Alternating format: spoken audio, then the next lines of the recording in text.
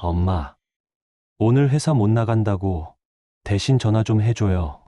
망설이다가 결국 제가 전화를 걸었습니다. 저기, 오늘 우리 아들이 몸이 좀 안 좋아서 결근합니다. 성인이 된 지 오래인데 아직도 이런 일까지 제가 챙기고 있더군요. 인터넷 설치 기사 오는 날짜도 제가 예약해줬고 이사 준비며 집 정리며 제가 다 챙겨서 해줬습니다. 자식이 다 컸는데도 앞장서고 대신하고 걱정하는 건 여전히 부모 몫입니다. 그게 너무 당연해져 버렸죠. 그런데 문득 이런 생각이 들었습니다.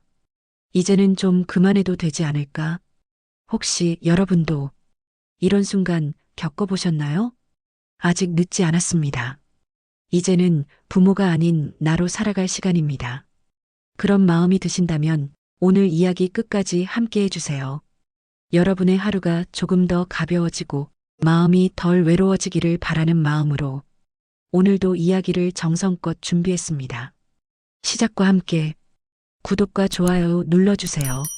마음을 따뜻하게 이어주는 영상을 더 빠르게 만나보실 수 있습니다. 아들은 30이 넘었고 저는 어느덧 환갑을 앞둔 나이입니다. 그런데도 아직 저는 아들의 비서처럼 살고 있습니다. 엄마, 자동차 보험 갱신해야 하는데 작년에 어디서 했었지? 그냥 똑같이 해줘. 그런 문자가 왔을 때 저는 또 검색을 시작했습니다. 비교 사이트도 낯설고 어디가 저렴한지도 모르겠는데 아들이 부탁했으니까 그 이유 하나로 이 복잡한 일들을 떠안았습니다. 그러면서도 문득 이런 생각이 들었습니다. 이제 성인이 된 아이인데 이런 것도 본인이 못하나? 그렇게 또 저는 내 일도 남 일도 아닌 자식의 뒤처리를 하며 하루를 보냈습니다. 어느 날은 아들이 전화를 걸어왔습니다. 목소리가 맥이 없더군요. 엄마, 오늘 지혜랑 또 말다툼했어. 며칠째 말도 안 해. 엄마가 지혜한테 그냥 톡 하나만 보내줄 수 있어? 순간 숨이 막혔습니다. 결혼까지 한 성인이 부부 사이의 갈등을 왜 부모가 중재해야 하나? 그 집에 어떤 감정이 오갔는지, 누구의 말이 맞는지 저는 알 수도 없는데 그저 엄마니까. 그런 이유로 부부 사이의 문제에 끼어들어야 하는 걸까요? 저는 말없이 전화를 끊었습니다. 그리고 그날 밤 스스로에게 묻고 또 물었습니다. 내가 이 아이를 어디까지 책임져야 할까? 그렇게 또 저는 아들의 어릴 적을 떠올렸습니다. 준비물을 빠뜨릴까? 매일 가방을 열어보던 아침, 도시락을 안 챙겼을까? 엘리베이터 문이 닫힌 후에도 한참을 서 있던 기억. 그땐 엄마가 이 아이의 전부여도 괜찮았는데 지금은 다릅니다. 성인이 된 자식이 부부 문제까지 부모 손에 맡기고 삶의 결정조차 스스로 못하는 현실. 이것은 사랑이 아니라 책임의 회피입니다. 서울 은평구에 사는 정희 씨는 환갑을 넘긴 나이에 아직도 매달 아들 통장을 들여다봅니다. 아들 정민 씨는 33, 서울 외곽 원룸에서 자취 중이라 누가 보기엔 혼자 사는 어른처럼 보입니다. 하지만 매달 20일쯤이면 정민 씨에게서 오는 메시지는 같습니다. 엄마, 카드 값이 좀 부족해. 급한 건 아니고 그냥 20만 원 정도 미리 넣어주면 안 될까? 정희 씨는 통장을 열어보며 중얼거립니다. 넌 언제쯤 내 생활을 네가 책임질 수 있을까? 어릴 때부터 정민 씨는 부족함 없이 자랐습니다. 소풍 땐 과일과 음료를 2배로 챙겨주었고 운동회 전날엔 새 운동화를 사다 놓았습니다. 성적이 잘 나오면 넌 특별하니까라며 칭찬했고 수업 등록을 실패하면 학교가 너무 복잡해서 그렇다며 대신 해결해 주었습니다. 대학교 4학년이 되어서도 엄마, 나 자소서 너무 어려워. 그래, 이건 어때? 엄마가 써놓은 거 한번 읽어봐. 정희 씨는 도움을 주는 게 사랑이라 믿었습니다. 하지만 지금 돌아보면 그 도움은 정민 씨가 세상의 불편함을 스스로 마주할 기회를 자주 앗아갔습니다. 이호선 교수는 말합니다. 부모가 자식의 삶을 지나치게 대신해주면 자식은 책임감을 기르지 못하게 됩니다. 내가 아니라 부모가 해결해 줄 것이라는 인식이 자리 잡는 거죠. 곽금주 교수도 말합니다. 아이를 성숙한 어른으로 키우려면 갈등, 실패, 책임을 겪게 해야 합니다. 그걸 피해가게 만들면 자율성과 자아, 정체감 형성이 어렵습니다. 부산에 사는 미숙 씨도 마찬가지입니다. 딸 수진 씨는 올해 32. 건강 문제로 회사를 그만두고 다시 본가로 돌아온 지도 2년이 넘었습니다. 하루는 이렇게 시작됩니다. 엄마, 뭐 좀 먹을 거 없어? 나 오늘 아무것도 안 먹었어. 거실엔 어제 차려준 반찬이 그대로 남아있고 딸은 오후 1시에 눈을 뜹니다. 세탁기 작동도 어려워하고 직접 밥을 하는 법도 익히려 들지 않습니다. 그런데도 그녀는 말합니다. 요즘은 나 자신을 사랑해야 돼. 쉬는 것도 치유야. 엄마, 미숙 씨는 혼잣말을 합니다. 그 쉬는 시간이 왜 이리 길어지는 걸까? 딸이 불안정해서 못 나가게 하다 보니 이제는 내가 없으면 못 사는 아이가 되어버렸네요. 딸 입사 지원서 아직도 내가 써주고 있어요. 안 도와주면 아무것도 못하니까. 처음엔 아프다니까 쉬게 했는데 이제는 나보다 더 무기력해졌어요. 이런 고백은 결코 드물지 않습니다. 이화여대 이지연 교수는 이렇게 강조합니다. 요즘 부모 세대는 자식을 도와주는 것이 사랑이라고 믿습니다. 하지만 그 사랑이 자립을 막는 방식으로 지속된다면 결국 자식도 부모도 고립됩니다. 우리는 자주 착각합니다. 자식을 도와주는 게 당연하다고, 그들이 힘들다고 하면 대신해주는 게 옳다고. 하지만 그것이 반복되면 자식은 점점 나 대신 누군가가 해주겠지라는 믿음에 익숙해집니다. 그리고 그 믿음은 성장하지 않아도 되는 이유로 굳어집니다. 이제 우리는 다시 질문해야 합니다. 나는 자식을 도와주고 있었던 걸까? 아니면 자식이 스스로 설 수 있는 기회를 빼앗고 있었던 걸까? 그렇다면 부모는 지금부터라도 무엇을 바꿔야 할까요? 첫째, 경제적 도움의 명확한 한계를 설정해야 합니다. 생활비나 카드값을 매번 대신해주면 자식은 언제까지나 부족해도 채워질 것이라 믿게 됩니다. 이번 달까지만, 다음엔 끊겠다는 말은 약속이 아닌 핑계가 되기 쉽습니다. 둘째, 자식의 감정에 휘둘리지 않는 태도를 배워야 합니다. 엄마, 나 우울해. 요즘 너무 불안해라는 말이 반복된다면 감정을 그대로 받아들이는 대신 그래서 어떻게 해보려 하니? 라고 되물어야 합니다. 공감은 해주되 행동을 유도하는 질문이 필요합니다. 셋째, 부모 스스로 떨어져 있는 연습을 해야 합니다. 주말마다 챙겨주는 반찬, 생활 속 작은 도움들. 이제는 그마저도 줄여야 합니다. 아이가 실수하더라도 외롭더라도 스스로 극복하게 해야 그 경험이 자립의 기반이 됩니다. 넷째, 부모의 불안도 자식에게 전달된다는 걸 기억해야 합니다. 제가 잘 버틸 수 있을까? 아직 약한데라는 걱정은 자식에게 너는 아직 부족해라는 무의식적 메시지가 됩니다. 때론 믿어주는 태도가 진짜 힘이 됩니다. 지금도 늦지 않았습니다. 자식을 도와주는 게 아니라 자식을 보내는 연습을 시작해야 합니다. 어떤 부모는 말합니다. 나중에 알았어요.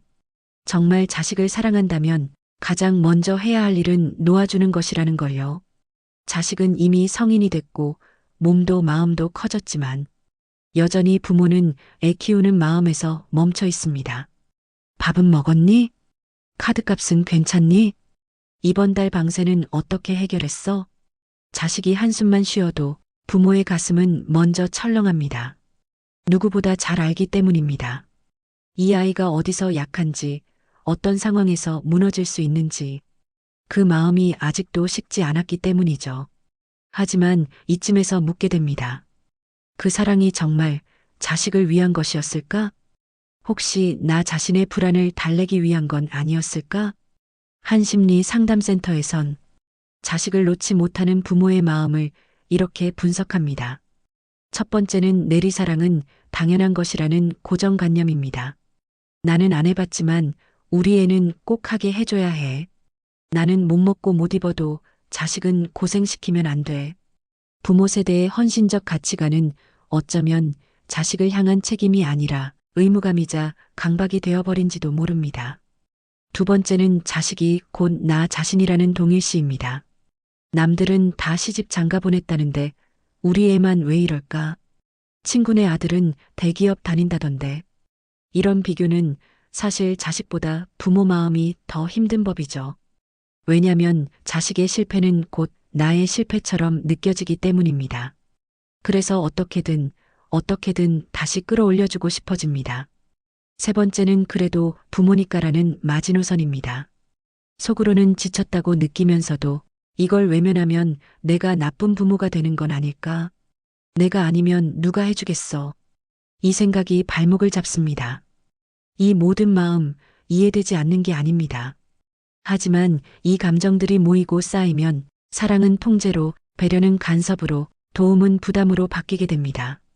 실제로 자식을 지나치게 걱정하고 챙겨주는 부모 아래 자란 사람들은 책임감이 약하거나 무언가 결정해야 할 때 불안감을 크게 느끼는 경향이 있다고 합니다. 왜냐하면 살아오면서 중요한 선택의 순간에 스스로 결정해 본 적이 없기 때문입니다. 서울 강남의 한 심리상담소에서 있었던 일입니다. 30대 중반의 여성이 이런 얘기를 했다고 합니다.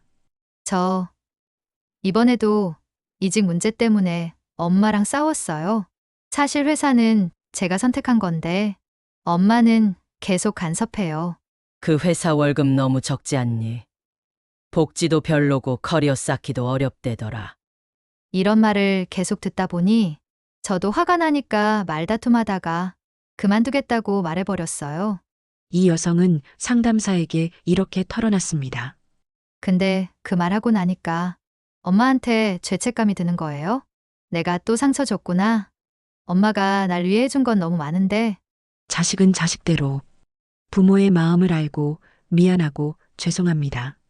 하지만 동시에 답답하다, 벗어나고 싶다는 감정도 같이 갖고 있죠. 이쯤에서 중요한 질문이 생깁니다. 왜 한국 부모는 유독 자식을 놓지 못하는가? 전문가들은 그 이유를 자기 삶이 부재한 구조에서 찾습니다. 미국의 부모들은 아이가 성인이 되면 기숙사로 떠나거나 독립을 권장합니다. 이젠 너의 삶이야 잘 살아봐. 그 뒤로는 부모도 자기 인생을 다시 시작하죠. 독일은 10대부터 혼자 살기 훈련을 시킵니다. 프랑스는 성인 자녀와 부모가 수평적 관계로 대화하는 문화가 자리 잡아 있죠. 하지만 한국은 그런 연습을 할 기회조차 없이 네가 잘 돼야 내가 잘 되는 거야라는 무거운 책임과 기대로 자식과 부모가 서로 얽혀 있습니다. 이호선 교수는 말합니다. 부모가 자식을 너무 걱정해서 모든 걸 대신하게 되면 자식은 자기 문제를 스스로 해결할 수 없게 됩니다. 그러니까 자식을 걱정하는 것과 자식의 삶을 대신 살아주는 건 전혀 다른 문제라는 겁니다. 무엇보다도 부모가 자기 삶을 잃어버리면 자식은 오히려 더 큰 부담을 느끼게 됩니다. 어느 날 자식은 이런 생각을 하게 될지도 모릅니다. 엄마는 왜 나 때문에 저렇게 힘들게 살까? 아버지는 왜 자꾸 나한테 기대만 하지? 내가 없어지면 부모는 아무것도 안 남는 거 아니야? 그렇기 때문에 이제는 조금 달라져야 할 시점입니다. 자식이 미워서가 아닙니다. 사랑하니까 진짜 어른으로 살아가게 해야 합니다. 내가 한 발 물러서고 내 삶을 먼저 회복하는 것. 그게 부모로서 해줄 수 있는 마지막 사랑일 수 있습니다. 그렇다면 이렇게까지 헌신하고 책임지려 한 부모의 사랑은 과연 자식을 제대로 성장시켜줬을까요? 슬프게도 그렇지 않았습니다. 도움을 줄수록 자식은 더 무기력해졌고 기댈 곳이 있다는 안도감은 어느새 당연한 권리가 되어버렸습니다. 부모는 여전히 이번엔 다를 거야라고 믿지만 그 믿음이 자식에게는 다음에도 받을 수 있다는 기대가 된다는 걸 우리는 너무 늦게 깨닫곤 합니다. 이제 그런 믿음이 어떤 결과를 초래했는지 한 가정의 이야기를 통해 함께 들여다보겠습니다. 엄마, 한 번만 더. 정말 이번이 마지막이야. 태연 씨는 올해 39입니다. 결혼은 하지 않았고 혼자 생활한 지도 어느덧 7년째입니다. 대학을 졸업하고 몇 번의 직장을 옮겼지만 다들 오래가지 못했습니다. 한두 달 만에 급여가 밀리는 중소기업에 다니기도 했고 실적 압박이 심한 영업직도 경험했지만 결국 자이든 타이든 일을 그만두는 일이 반복됐습니다. 그런 와중에도 부모님은 늘 이번엔 잘할 수 있을 거야라는 희망을 놓지 않았습니다. 때론 본인이 원해서, 때론 아들의 설득에 밀려 계속 손을 내밀었습니다. 엄마, 휴대폰 요금이 밀렸어. 다음 달까지만 좀. 아버지, 이번엔 기회야. 면접비라도 좀 보태줘요. 이런 부탁이 반복된 지 2년. 처음엔 며칠 고민하던 어머니도 이제는 이체 버튼을 누르는 손이 익숙해졌습니다. 한 달 전 어머니는 자신도 모르게 정기예금을 해지했습니다.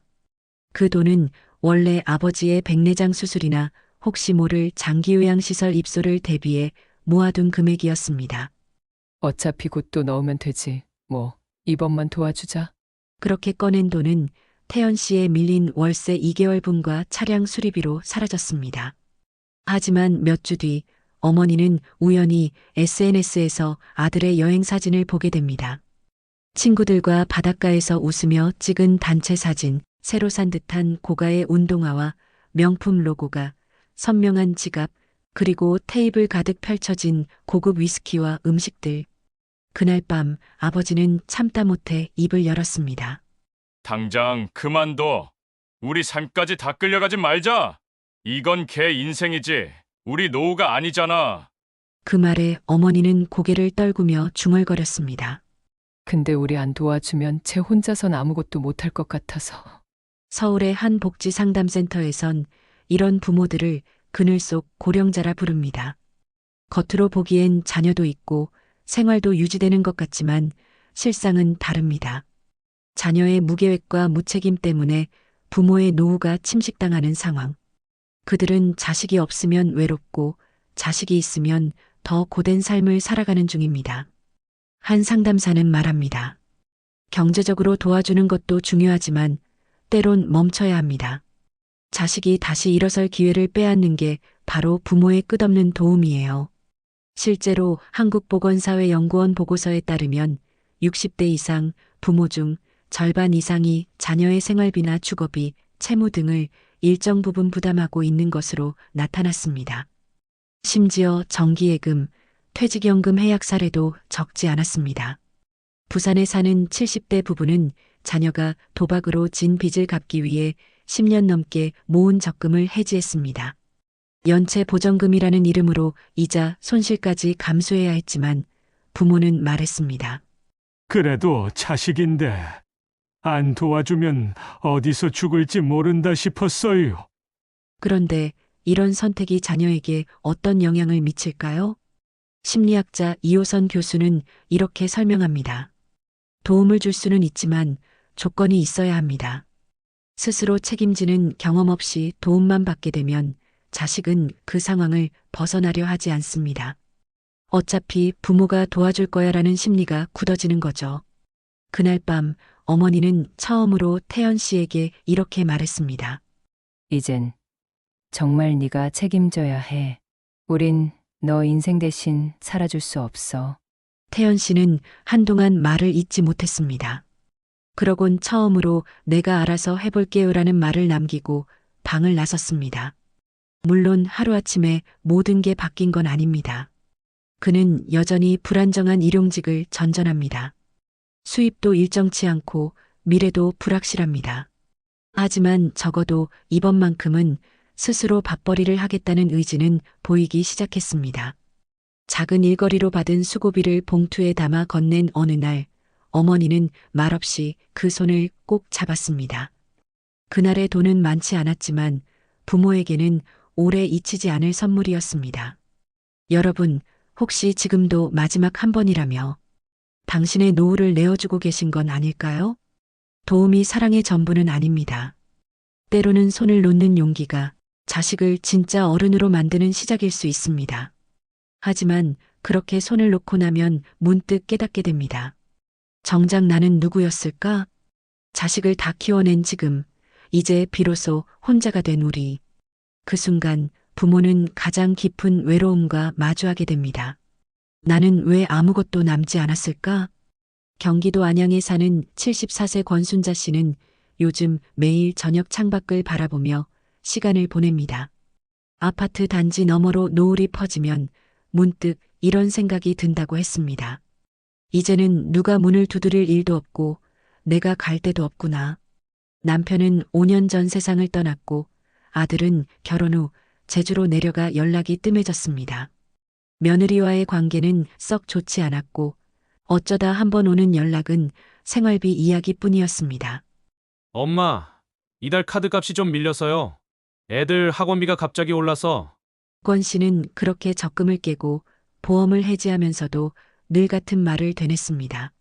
그래도 내 자식인데 도와야지. 하지만 지금 집에는 아무도 없습니다. 명절에도 조용했고 생일에도 전화 한 통 없었습니다. 한때 가족을 위해 헌신했던 시간은 어느새 외로움만 남긴 채 지나갔습니다. 서울 서초구의 노인복지상담소에는 자식으로부터 거리두기를 하고 싶다며 상담을 신청하는 60대 이상 어르신들이 적지 않습니다. 그들 대부분은 이렇게 말합니다. 그땐 그게 맞는 줄 알았어요. 자식이 잘 되면 나도 행복할 줄 알았고 자식 걱정은 부모의 당연한 몫이라 생각했죠. 근데 나중에 보니까 정작 내 삶이 없더라고요. 나 자신이 너무 낯설었어요. 심리학자들은 이 현상을 지연된 정체성 위기라고 부릅니다. 한평생 자식만 바라보고 살다 보니 자식이 떠난 뒤 남는 건 공허한 나뿐이라는 겁니다. 그리고 뒤늦게 후회합니다. 그땐 내가 왜 나를 돌보지 않았을까? 왜 그토록 내 시간을 미뤘을까?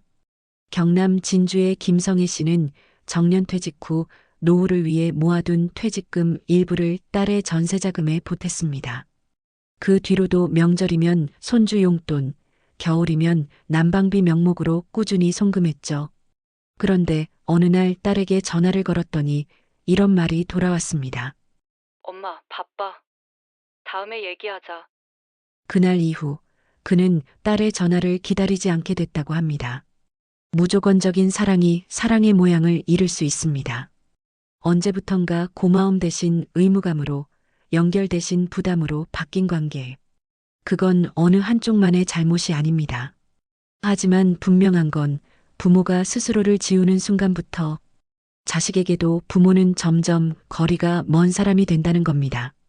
한 노인정에선 이런 말이 회자됩니다. 늙어서 자식 기다리는 것만큼 허망한 게 없다. 이 말이 마음을 아프게 하지만 어쩌면 지금 우리가 마주한 현실일지 모릅니다. 그래서 이제는 이렇게 말해야 할 때입니다. 이젠 나를 위한 삶을 살아야겠다. 자식 걱정은 이제 조금 내려놓자. 그리고 하루라도 더 늦기 전에 내 삶을 다시 세우는 것입니다. 자식에게 모든 걸 내어준 세월, 그 시간은 분명 사랑이었습니다. 하지만 이제 그 사랑의 방향을 바꿀 때입니다. 자식을 위해 살아온 만큼 이제는 나를 위해 살아갈 시간입니다. 지금이라도 늦지 않았습니다. 내가 무언가를 시작하기엔 너무 늦었다고 생각될 때, 그때가 사실 가장 필요한 순간일지도 모릅니다. 여러분, 자식을 사랑하는 또 다른 방법은 그들을 믿고 놓아주는 것입니다. 그리고 이제부터는 당신을 사랑하는 방법을 배워보세요. 지금껏 미뤄둔 내 삶, 그 시작은 오늘일 수 있습니다. 당신의 오늘이 조금 더 평안하고 따뜻하길 바랍니다. 무지개 인생은 늘 당신 곁에서 삶의 작은 물음에 함께 머물겠습니다. 구독과 좋아요, 알림 설정 잊지 않으셨죠? 감사합니다.